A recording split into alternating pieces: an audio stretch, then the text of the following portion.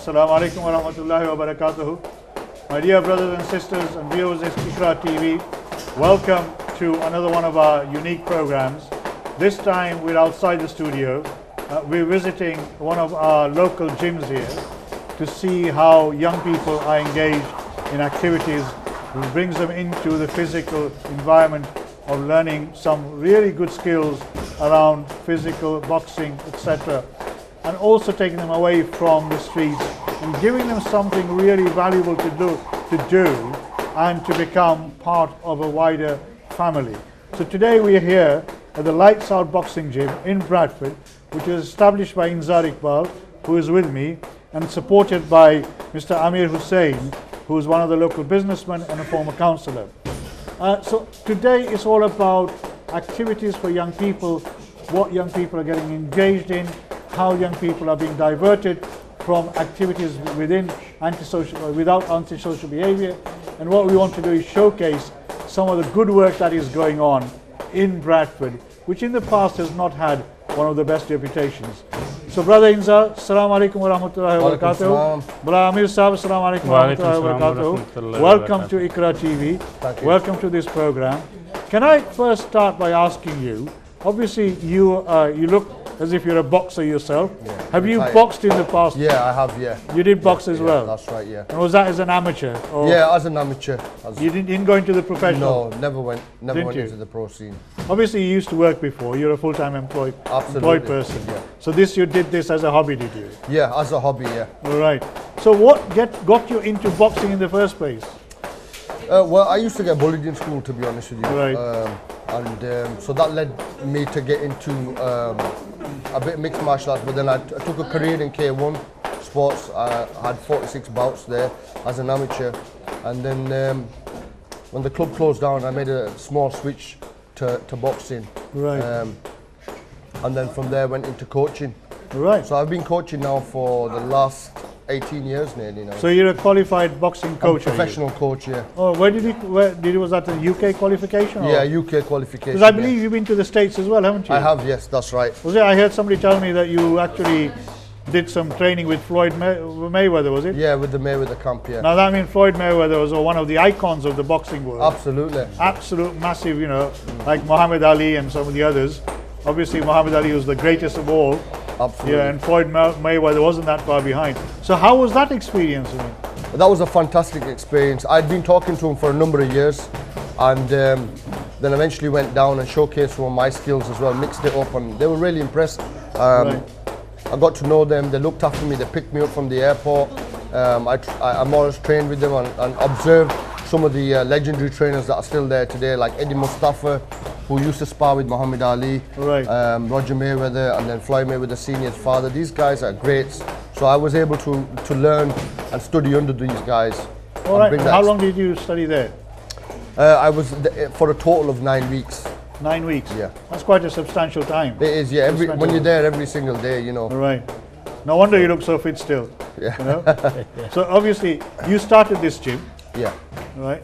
And why particular, here now in this area? Well, what actually happened was, after traveling up and down the country, around the world, I wanted to share that experience here in the UK. I was getting lots of calls and text messages from people to come and open something here. So I finally decided to open some up here. I went to a couple of places, had a look around. It didn't work out, so I was a bit frustrated. And then I was downstairs in the shop, local shop downstairs one day, and I got talking to Mr. Amir, and it was just a little catch up. And I mentioned, I was looking for a place.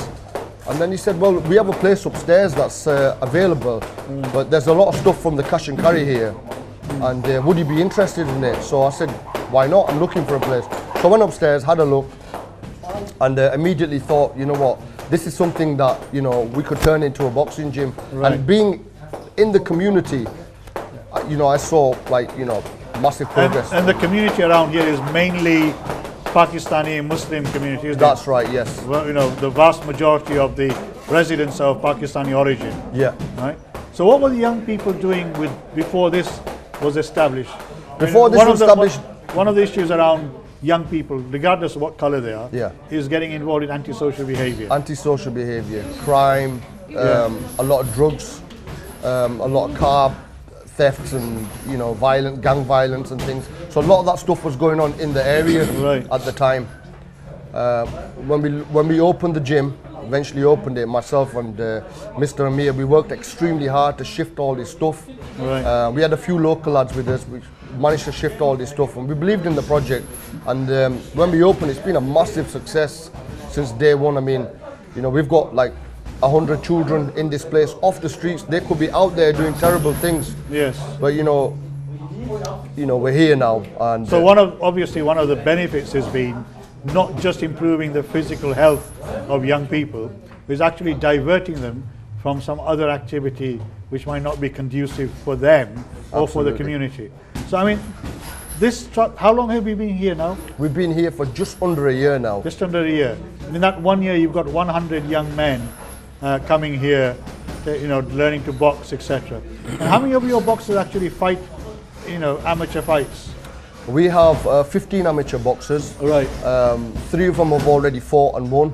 Right. MashaAllah. Within the last few weeks, and we have a really big show coming up on the 12th of May, which is going to be a huge show. There's a lot of people that believe in us have come together. A lot of businesses have come together, and basically we're throwing a really big show on the 12th of May where all 15 lads will be able to fight. Where is this going to take place? It's going to take place at Frame 2. Right. Taking all the football pitches. We're expecting 2,000 people to turn up. Excellent. So it's a lot of interest has been generated already from the gym. Okay, I mean, Hussein Sahab, what was your motive behind this? Why did you feel that, you wanted to allow this place to be used for the activity that they're doing at the moment? We can see all these young people here. They're all training, they're building up their muscles, their activity, their skills, their knowledge of boxing, and we'll be talking to some of them. Some of them have done some really good achievement. They've achieved, some fantastic results in what they've done so far. So coming back to you, why did you feel that you wanted this to happen in this? You are a local person. You are from the local community.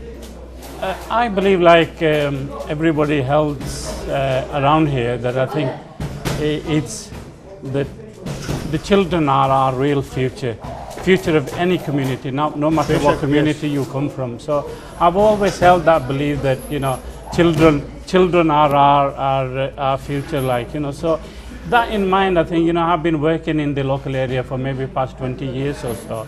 In my capacity as a local councillor, I initially helped set up a Girlington Community Centre, which is maybe about 10 minutes walk from here. Right. At that time, the children in this area had virtually nowhere that they could go and do physical activities and others. That was just a small step to sort of take the children off the street. And from that on, I think, I've just gone on and tried to work with children of all communities in these areas. From there on, I think we went on to, we've got local cricket teams, football teams that I sort of initiated and are now sort of flourishing in their own rights. So and then came along in there about the boxing, and I thought, well, we've got space upstairs which is not being put to use. So this is your building. You have a huge shop downstairs. Yes. This was vacant space, so you thought you'd give it over for this activity. Yeah, it's space that I was using for storage, actually, and I thought, it could be put to better use, and along came Inzar, and somebody that I've known since childhood, lived across from where I live, and for many years, like you said, locally then? We both live locally. Actually, we live opposite each other. But for many years, like Inzar, I think I said, he sort of disappeared from the sort of my radar, and now he tells me. Then he told me that he were over in America and other places, sort of further in his career in boxing. I mean, how many people can claim that they have trained with Mayweather? One of the big icons of the boxing world. So obviously, yes. Yeah, I think to be honest with you, I'm really proud of Inzar and kind of things that he's done, and I think in his own right, I think he's a role model of Girlington. We've had some other role models, like we've got cricketers, boxers in the past as well, like but in his own rights, I think is a role model for the youth. In terms of extracurricular activities, I mean, obviously we have a very large population here. What is there much available here for young people in terms of getting involved in other physical activity or other volunteering work or anything like that? To be honest with you, there's not really, no. And the reason I say that is because since this gym has opened, we've been flooded. I mean, we have 100 kids right now, and we've got another 40 kids on a waiting list. We can't take them on, right? Because we're limited in terms of space. So for health and yes, safety, I can see that. Yes, absolutely. So when you say other like activities in other places, there's really nowhere for them to go. So they all just lurk around on the streets and just get up to whatever. But since this, some of the kids that you see around here were also involved in crime, and they've told me their stories that since the gym's open, I've had families texting me as well saying, we're really grateful. We know where our child is 6 days a week, and since the gym's open, these children are here and they love it. The boxing gym's telephone is like a takeaway. We have like 40, 50 missed calls a week. It's unbelievable. So we've got together now, and Mr. Amir came up and had a look around, and he saw, we have to do something here. But these children, there's more children that wanting to come. So now So when you bring these children in, okay, yeah. So they come here in the evening. I mean, do you do any Islamic work with them? Talk about the praying namaz and things like that. Does any of that? Yeah, we do.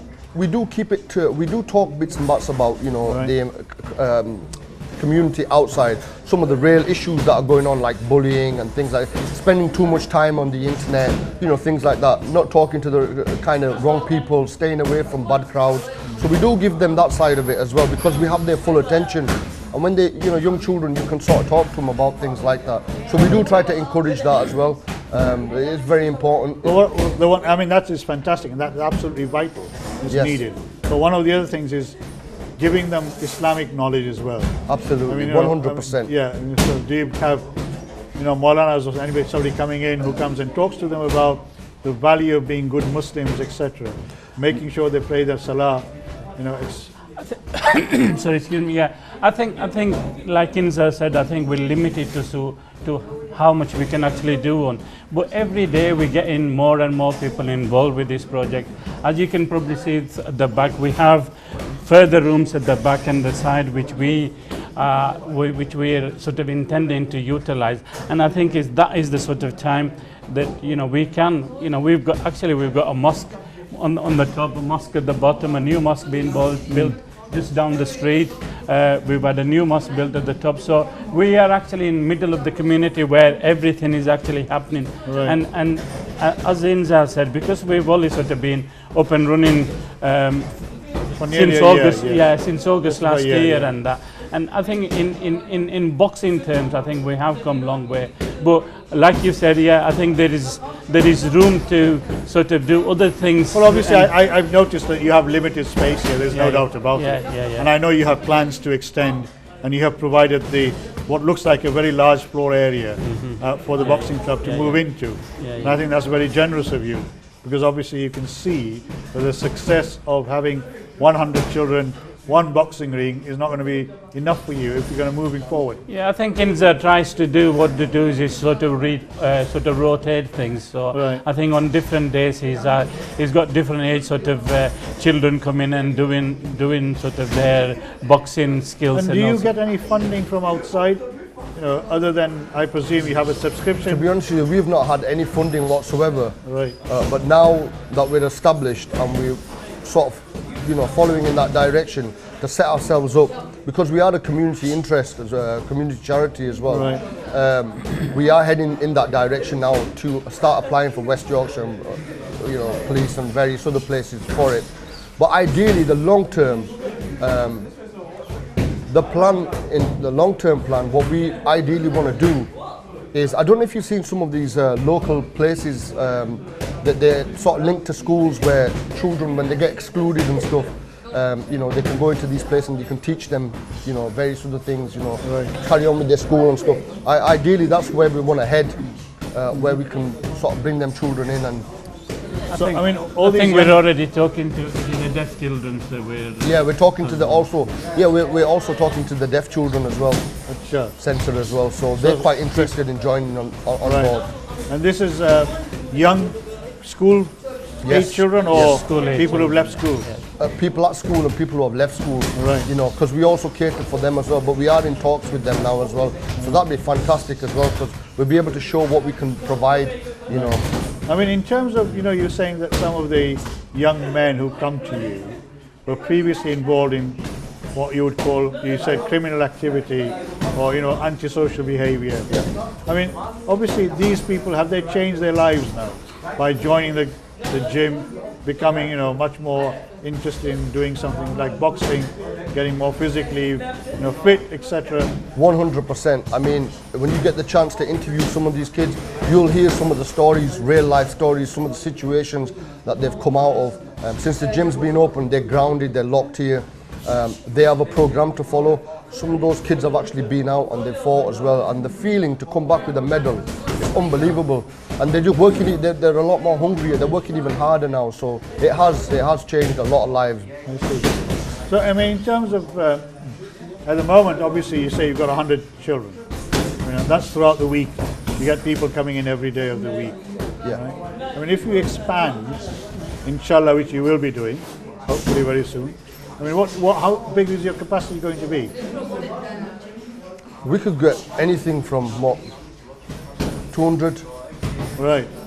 easy. Double, You know, rotate basically them, double the capacity. double the capacity, Right. rotate them, yeah, absolutely. And the children who come here, do they come from within the neighborhood or do they come from further Mainly afield? come from within the neighborhood, but we do have children that come from BD3, Halifax, from Leeds. Now, when you say BD3, obviously people living in London will not understand. I think in terms of mileage, how far away? I mean, Halifax is what, 10 miles? 10 miles 10 away. miles away. So you have somebody coming from 10 miles away. Yeah, from Leeds as well, which And is from what- Leeds as well? Yeah, from Leeds as well. So All right. So your gym is quite well known. we are the most popular. Right now, this gym is the most talked about gym in Bradford right now. Is it? Yeah, Right. it's everywhere. And then do you have sort of competitions between yourselves and other gyms as well? I mean, I know where I live. We've got KWB, Yeah. Shami Chima. I'm sure you know That's right. Shami. Oh yeah, it's a good friend of mine. Yes, Shami Chima, and he's done some, like you, he's done some amazing work. He's got a proper gym Yeah. and everything. And we've done a live show from his. I wasn't involved in that. We've done a live show from his gym, and IQRA viewers will have seen that some time ago. Now, do you have sort of competitions between the gyms? And there must be rivalry there as well. Well, at the moment, to be honest with you, all the gyms that we've been to have been outside of Bradford. The reason why we keep it outside Bradford, because we understand with rivalry, other things can escalate. So we tend to keep because children are very hungry to win. Right. And they have points to prove. So what we do is we drive out to places like Manchester, Nelson. You know, we've been all over the country. You know, taking them out. But with KBW, they're our good friends, and we go over to their gym. And we Right. do some work with them, and the lads train together and spar together. So we have a good bond with KBW. Right. Okay. I mean, how many of your young men have actually gone into the ring and had boxing matches under their belt? Well, there's one there, a very Muhammad Ali. Muhammad yeah, Ali. I'm going to be talking to him. yeah, Inshallah, very Olympian. soon. So he's been in the ring. He's He's done been well. in the Olympics. He's been to the Olympics. Yeah, He's been he's in been to the the European highest level of Championship. amateur boxing. Right. The highest you can get. He's been in all them tournaments, the WSBs, the Olympics. He won a gold in the qualifiers. So he's been in the ring. And with him being here as well, and the children see him and how he trains, they look up to him. Yeah. Obviously, he's been featured in many of the local media as well, Yeah, hasn't that's he? right. And so he has become a role model That's right, for yeah. some of the other young people as well. I mean, I know some gyms are also inviting young women to come Yeah. into their gyms as well. So you have a women-only session. I don't know, have you got something like that or planning to do something like that? Where women can come in? I mean, I don't, whether you have the facility or not, I'm not sure at the moment. I think initially we Inzas know somebody, a young girl that actually is a trainer.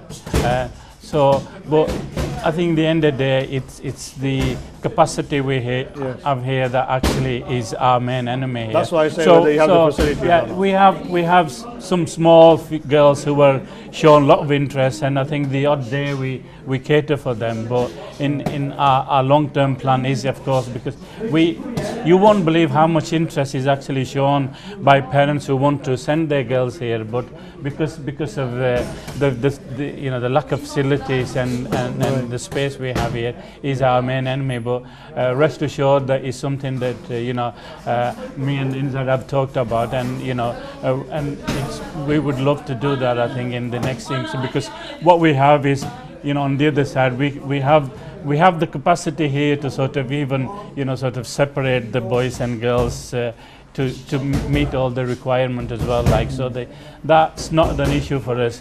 It's just having the funds and everything else to so we can actually convert the other rooms into a reasonable looking ring and boxing place like.